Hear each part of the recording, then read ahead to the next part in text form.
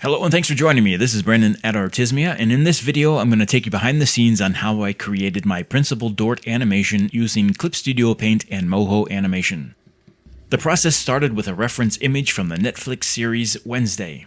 I wanted a dramatic pose where Principal Dort is pointing into the sky. So I searched the internet and found this image of him on stage in episode 1.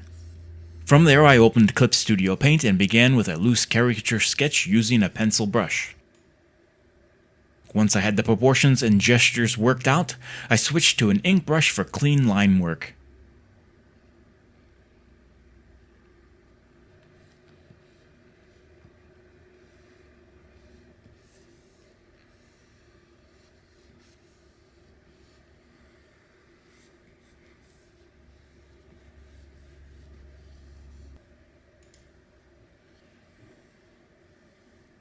Then I used the pen tool and gouache brushes to add color and details, building up the painting until the character felt alive.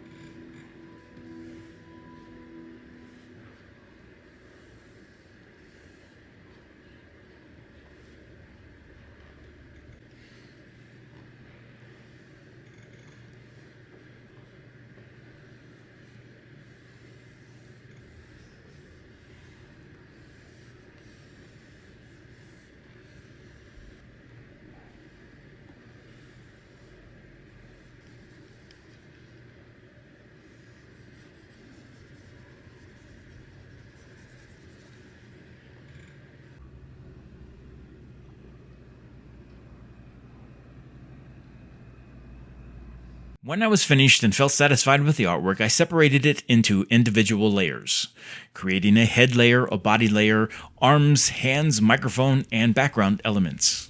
Even the small details like the teeth, tongue, eyelids, and mustache were isolated. This step is crucial because in Moho, every piece you want to be able to move or animate later needs to live on its own layer.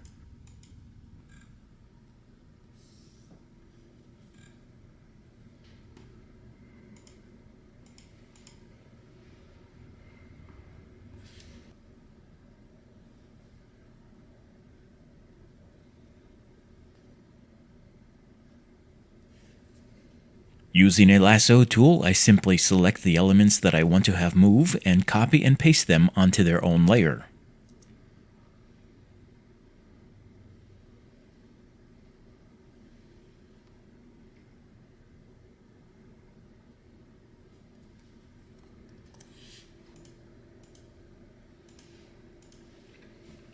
With the head removed and now on its own layer, I add additional details to the layer below it, in particular the neck and collar. This is to anticipate potential movement and exposure of those unseen elements when animating in Moho.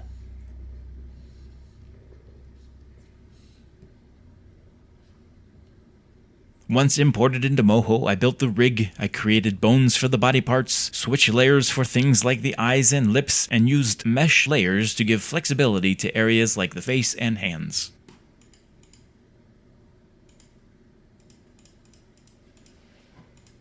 Moho automatically creates a warp mesh layer, but it can be very helpful to add additional points for more accurate manipulation of the image.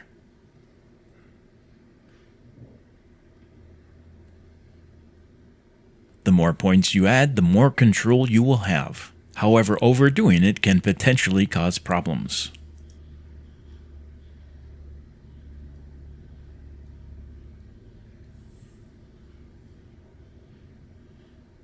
To ensure the warped layer's effect on the image layers, you must manually assign and select the specific warp layer for each layer. Here I am using the magnetic transform tool to quickly change or alter the position of the jaw. I also set up smart bones for subtle adjustments, making it easy to raise eyebrows, change mouth shapes, or tilt the head without redrawing it. For the flame, I used Moho's liquid shape tools, which is a great tool to create organic effects. And by combining it with an opacity glow, it creates the illusion of a flickering firelight. I even set up an on-off switch for the flame so that I could control it in the scene.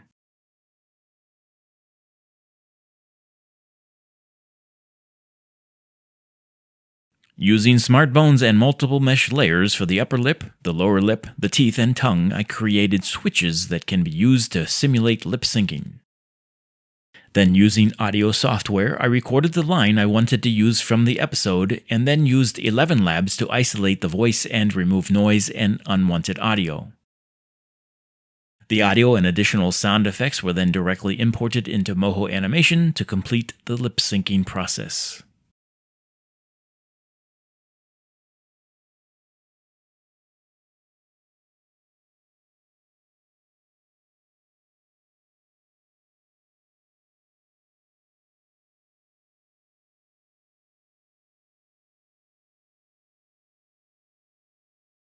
If you'd like me to dive any deeper into any particular part of this project, let me know in the comments below.